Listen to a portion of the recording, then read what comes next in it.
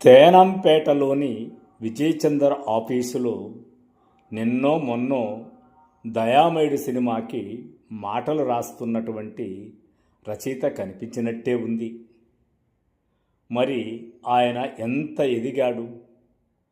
ఆటగదరా శివ, ఆటగద కేశవ అనే పాటతో ఒక తాత్విక స్థాయిని తీసుకెళ్ళాడు. ఆ మధ్యలో మిథునం సినిమాతోనూ, కీ అనే షార్ట్ ఫిల్మ్తోనూ, అంటే అధివాస్తవ చిత్రంతోనూ తనదైన పద్ధతితో ఆడియన్స్ని మెప్పించగలిగాడు. కేవలం రచయితగానో నటుడుగానో ఆర్థిక పరిపుష్టి కోసమే ప్రయత్నం చేసేవాడైతే, కళా తృప్తి కోసం పరితృప్తి లేనివాడైతే ఇన్ని అద్భుతాలు చేయగలిగేవాడా? కళాకారుడు సంతృప్తిగా ఉన్నప్పుడు గొప్ప గొప్ప కావ్యాలు వస్తాయి. అదే కళాకారుడు అసంతృప్తిగా ఉన్నప్పుడు కూడా ఇంకొంచెం గొప్ప కావ్యాలు వస్తాయి. మిడిల్గా కళాకారుడు ఉన్నప్పుడే అటు రాణించలేక ఇటు నిలబడలేక కనుమరుగైపోయే పరిస్థితులే ఎక్కువ ఉంటాయి.